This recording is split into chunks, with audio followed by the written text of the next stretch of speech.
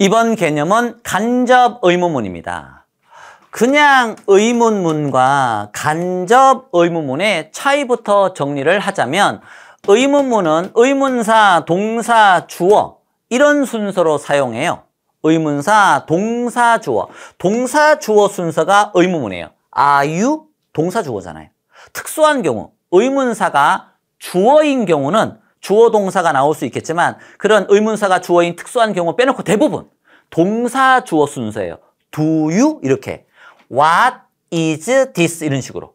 who are you? 그런데 간접 의문문은 의문사, 주어, 동사 순서로 쓰는 거예요. 차이점이 동사, 주어가 아니라 주어, 동사인 게 순서에서 차이가 나는 거예요. 이거 의문사, 주어, 동사 이걸 줄여서 의주동, 의주동 이렇게 말을 하게끔 시키는데 간접 의문문은 의주동 순서로 사용하는 걸 간접 의문문이라고 하는 거예요. 그럼 얘 어디에 쓰느냐? 간접 의문문은 다른 문장과 합칠 때 쓰는 거예요. 혼자 사용하지 못하고요. 다른 문장과 합칠 때는 얘를 써야 돼요. 간접 의문문. 정확히는 간접 의문문 순서대로 다른 문장과 합쳐서 사용해야 됩니다. 이게 오늘 수업의 거의 절반이나 마찬가지예요. 또 하나, 간접 의문문에 의문문이라고 하는 용어가 들어가 있긴 하지만 실질적으로 간접 의문문은 주어, 동사 순서이기 때문에 의문문이 아닙니다. 실질적으로는 용어만 들어가 있는 거지 간접 의문문은 의문문이 아니라는 거. 자, 나머지 절반을 한번 채우면서 정리해보면 다른 문장과 합칠 때 간접 의문문 순서로 써야 되고 간접 의문문 순서라고 하는 건 의문사, 주어, 동사 순서를 말하고 만약에 합쳐야 되는 문장이 do you believe, do you guess, do you imagine, do you suppose, do you think라고 하는 물론 과거면 did를 쓰겠지만 이런 문장과 합칠 때는 원래 이 뒤에 의, 주, 동 이렇게 합치기로 했잖아요. 그런데 이런 표현과 합칠 때는 의문사만 문장 제일 앞으로 보내고 주어 동사만 뒤에다가 연결하는 원래 의주동 순서로 써야 되는데 이런 표현과 합칠 때는 의문사를 문장 제일 앞으로 보내야 됩니다. 요거 하나 특이하죠. 근데 believe 믿다고 guess 추측하다, imagine 상상하다, suppose 가정하다인데 사전 보시면 사실 이 단어 속에 각각의 뜻도 있지만 이 단어들은 공통적으로 생각하다라는 의미가 다 있어요. 그래서 다 다르게 보이겠지만 do you think라는 의미 어떻게 생각해? 생각하니? 이런 의미가 거의 비슷한 의미라 보시면 돼요. 됐죠? 의문사를 여기다 써주고 주어 동사를 뒤에다가 이렇게 연결한다라는 거. 자, 그러면 실질적으로 이 문장들을 예문을 연결하면서 우리가 마무리를 해봅시다. 앞에 있는 문장은 그대로 쓰세요. 뒤에 있는 의문문을 다른 문장과 합쳐야 되니까 간접 의문문 순서로 합쳐야 되잖아요. 그럼 의주동이니까 의문사 what, 주어는 this, 동사는 is. 마침표를 쓸까 물음표를 쓸까 결정할 때 앞에 있는 문장 부호를 따르시면 돼요. 앞에가 마침표면 마침표를 쓰고 앞에가 물음표면 이렇게 물음표를 써주시면 되는 겁니다. 됐죠?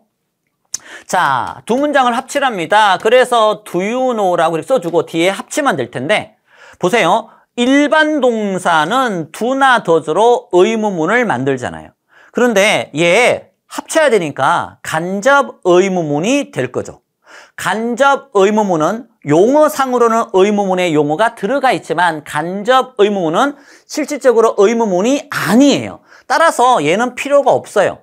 일반 동사에 의문문을 만들기 위해서 필요한 거지 얘가 의문문이 이제 아닌 간접 의문문으로 밖에 속에 들어갈 거니까 do나 does라는 의문문을 만드는 조동사는 필요가 없습니다. 그래서 의문사 where, 주어는 ship. 얘가 동사가 아니라 얘가 동사인 거예요.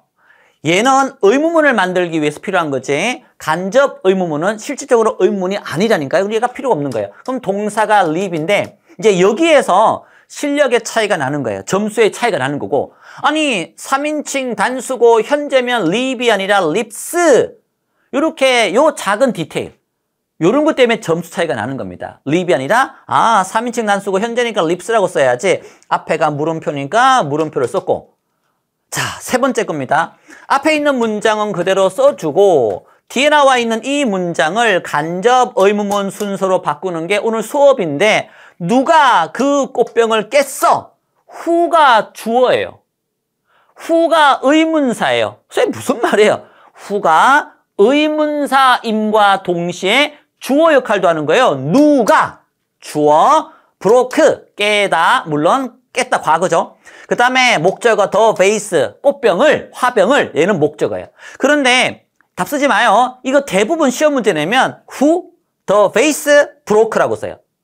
아니 의주동 순서로 쓰라면서요. 의주동. 그러면 이 who가 의문사임과 동시에 주어 역할을 하고 있고 그 다음에 동사가 broke고 남아있는 글자 the vase는 목적어예요. 목적어. 그런데 얘 목적어를 여기다 써요. 주어가 아닌데 the base는 주어가 아니에요. 아, 이 who라는 게 의문사도 되고 주어 되는 거니까 요 자리에 who 하나만 쓰면 되는 거죠. 그래서 누가 깼니? who가 의문사인과 동시에 주어. 그래서 얘가 의문사와 주어 역할을 다 해. 그럼 여기 이제 의주동이니까 동사를 써야 되죠. 그래서 broke. the base는 목적어예요. 주어가 아니라 the base. 순서가 똑같네요. 왜? 배운 대로 했잖아요. 배운 대로. 순서가 똑할 수 있는 거죠. 의문사가 주어인 이런 독특한 경우에 이렇게 되는 거죠. 앞에가 마침표니까 마침표를 찍어주고요. 자, do you think가 나왔네요. do you think가 나왔어요.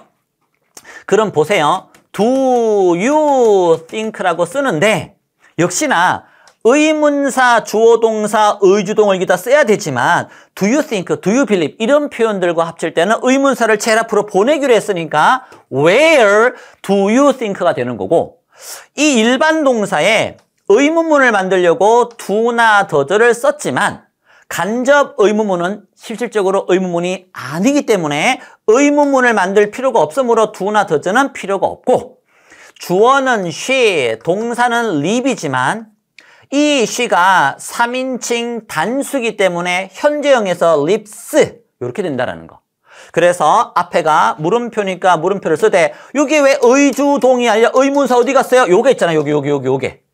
do you think랑 합칠 때는 요렇게 where 의문사 의문사가 뭐가 됐든 문장 제로표로 보내고 do you think 남은 주어 동사 나머지 이 뒤에 추가되는 글자 있으면 뒤 추가되는 글자는 쭉 써주시면 됩니다.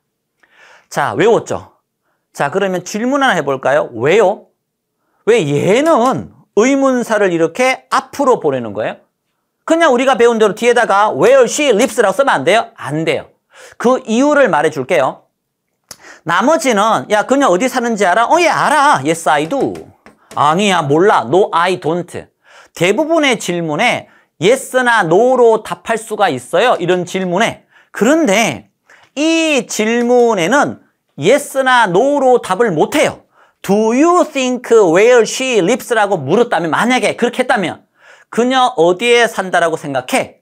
대답을 할 때 yes, I do. 예, 생각을 합니다. 아니, 어디에 산다고 생각하냐고. 어디에? yes, I do. 예, 생각합니다. 대답이 안 돼요.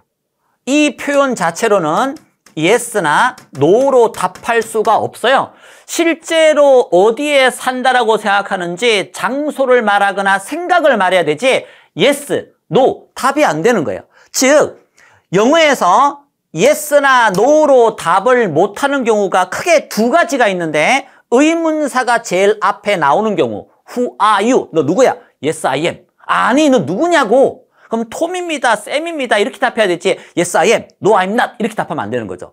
의문사가 제일 앞에 있는 경우 또는 A or B. 너 파란색이 좋아? or red 빨간색이 좋아? A가 좋아? B가 좋아? 골라. A or B 선택을 해야 될 때도 yes나 no로 답을 못하고 I like red. 나는 빨간색이 좋아. 두 개 중에 A와 B 중에 하나 선택을 해야 되지 yes나 no로 답을 못해요. 결론은 이 yes나 no로 답을 못하는 경우는 A or B 또는 의문사가 문장 제일 앞에 나오는 경우 두 가지인데 이 문장 자체가 그녀가 어디에 산다라고 생각해? 예, 생각합니다. yes, no 답하는 게 어색하므로 이 문장을 yes나 no로 답을 못하는 경우라고 판단한다면 의문사가 문장 제일 앞으로 나오게끔 해야 의문사로 시작해야 yes나 no로 답을 하지 못하는 문장으로서 성립을 할 수 있는 거예요. 그래서 이런 경우에만 의문사가 제일 앞으로 나가는 거예요. yes나 no로 답을 못하는 의미가 담겨서 그래요. 됐죠? 그런데 그 다음 문장을 보세요. 학생들에게 암기하라고 시키면 do you think, do you guess 이렇게 암기하지 않고 그냥 guess, 그냥 imagine 나오면 의문사 앞으로. 그냥 guess가 아니에요. do you guess, did you guess 이거일 때 의문사를 앞으로 보내는 거예요. 여기에는 can을 넣어서 한번 문장을 만들어 봤어요. 야, 너 이게 무엇인지 추측할 수 있어? 예!